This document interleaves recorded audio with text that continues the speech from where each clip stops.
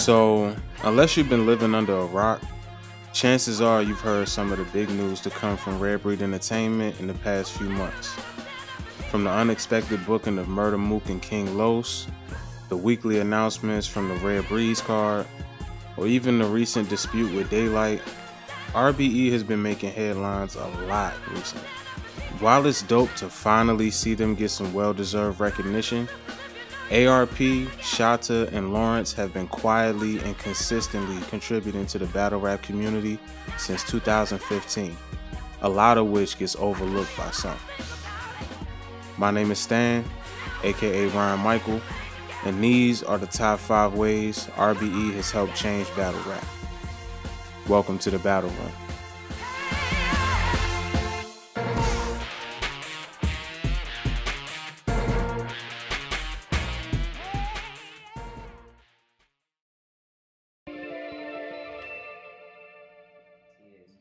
Because when we came into the game, we didn't care about status. The game was, kind of moving more in a business fashion where, everything was aiming to be big, or the bigger the better, or the biggest names. You put them on a stage, but we care about the quality.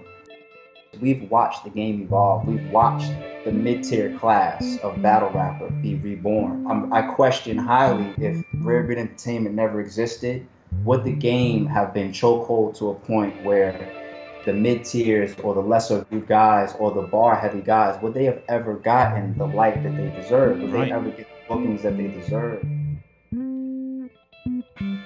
Before we start, I appreciate you watching this video. If you could, drop a like and subscribe.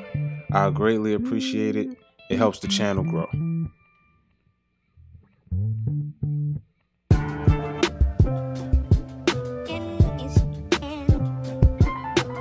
With the rise in the number of battle rap platforms in recent years, it's fairly easy for said platforms to get overlooked if they're not doing something to stand out. This is especially true in New York, home to the biggest platform in battle rap and a bunch of other smaller scale yet high quality battle leagues. RBE was one of the few leagues to separate themselves from the crowd, in large part due to a few creative ideas. First, RBE was one of the few leagues that featured an established blogger as a league owner. Prior to hosting battles, ARP was known throughout the community as a contributor to battle rap media, consistently attending and posting in-depth recaps for events happening around the country. Because of this, it was easy for him to integrate other battle rap media outlets like Jayblac, Chris Unbiased, Angry Fan, 3 Letter Man, and more into his RBE efforts. This included live debates at RBE events, blogger prediction compilations, and a lot more.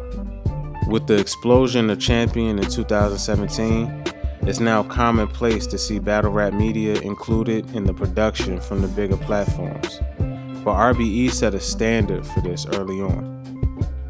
Outside of their efforts to impact battle rap media, RBE also did other groundbreaking things like cinematic movie trailers for their events, fully scripted short films, theme cards, GoPro cameras used in battles, and much, much more.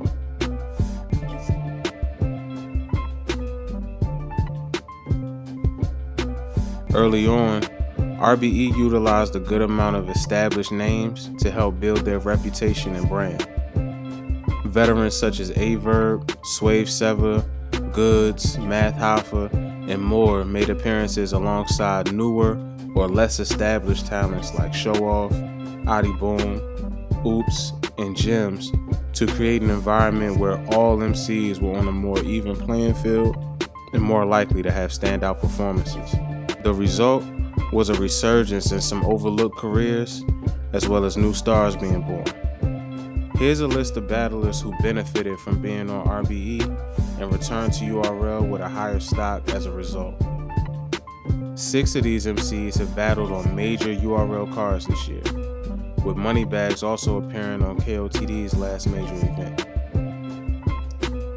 Here's another list of battlers who either didn't make it past URL PGs or were not on URL prior to being on RBE. 6 of these artists were either given PGs or main stage opportunities following their appearances on RBE, which helped to raise their stock and exposure. In fact, the only odd man out in this crew, Show Off, has a resume of several legends and veterans who he battled solely on RBE. Finally, RBE has brought 3 substantial names back to battle rap, with Rich Dollars battling Gems on an earlier RBE card, and Mook and King Los being booked for the upcoming event in August.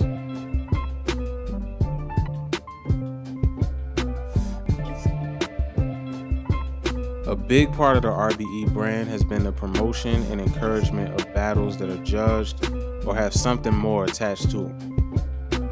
On their third card, the first Blood, Sweat, and Tears, O-Red vs. Oops was a $2,000 judge battle in which O-Red said Oops was some of the best competition he faced in recent years. They would go on to have other high-profile judge matchups, including the winner-takes-all matchup, A-Verb vs. Gems, and the full starting 5 and Pearly Gates 2 events. Even some of the battles that weren't judged carried extra weight to them, such as the King of Rebuttals battle, or the Bully battle, or the quote-unquote Battler of the Year matchup between O-Red and Big K last year. All of these battles held a common theme of added significance, being more than just a battle between 2 MCs that want to beat each other. Today, it's common for fans to debate the champion of the year or the performance of the night after every event, which places added weight on every battle that happens throughout the year.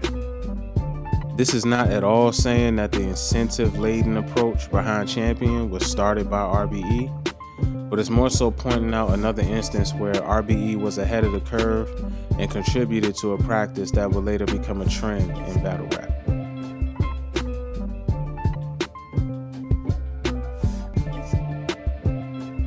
Six of the 19 RBE events that have taken place have been held in small rooms. In fact, there's an entire validation series that took place in Club Perlu and Funkadelic Studios, and featured matchups between battlers with high lyrical content, intense performances, or holding some type of a grudge. Some of these battles were standouts, with Show Off vs. Jay being talked about throughout the culture, JC vs. Craig Lamar being viewed as a Battle of the Year contender in 2016, and Verb vs. Bonnie was interesting enough to make it to World Star in the same year. The focus on hosting entire cards in small rooms, a setting that places all focus on the MCs and their content instead of incorporating a large crowd and the need to entertain them, was something that was not a standard a few years ago. In a time where battle rap reached heights such as Total Slaughter, small rooms were normally reserved for lower profile matchups that weren't fit for the big stage. However, in recent years, battle rap leagues around the country have made small room battles a standard practice. URL with the Smack volumes, KOTD had Back to Basics in the Bunker, etc. Again, while it's not a concept that RBE can necessarily claim that they created, it's clear that they contributed to the purposeful utilization that small room battles have today.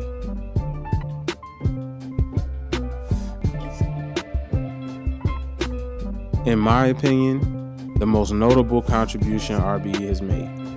It's no secret that ARP came into battle rap voicing his disbelief in the tier system.